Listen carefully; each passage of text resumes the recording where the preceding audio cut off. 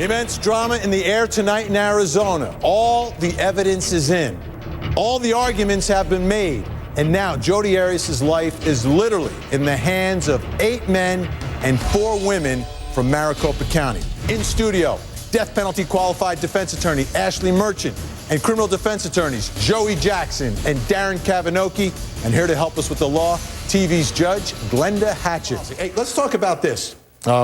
These interviews that she's giving tonight. And I want all my experts to chime in on this. One word to describe the interviews, and it's a series of interviews that Jodi Arias is giving tonight. Remember, the jury has not decided life or death yet. Ashleigh Merchant, one word. Predictable.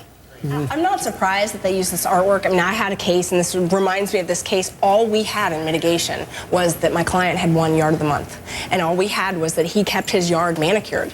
And we had nothing else. And, I mean, he got the death penalty, but we had nothing else. I had a case where all we had was how great my client cared for his dog. That was it. That was the only redeeming quality that we could put forward. And give us the result of that one. Death penalty. Sometimes that's, you got to work with the only thing you have. So what was going on there? Are those valid objections that the defense was making? They are, and you know, there's 2 points. First, the defense has to make those objections. If the defense doesn't make those objections, they're not preserved for appeal. Waived if not raised. Yes, and the second issue is that Juan Martinez, although we really do like him, he really overstepped here legally.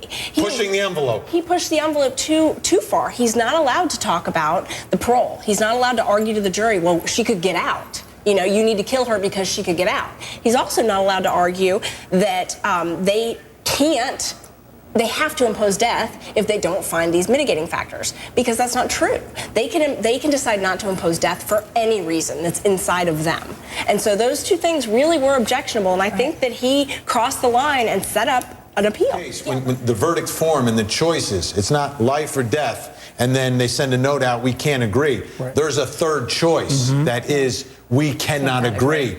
Makes it a lot easier for a jury sitting around with the verdict form saying, okay, what are we going to say here? Well, you're saying this and you're saying that. Well, I guess we're all going to agree that we disagree here. And that makes a hung jury a lot easier. That's the easiest choice for them. And they're done. Yeah. And they literally are gone. After that, they walk out the door. And then they don't have her death sentence on their conscience. Yeah.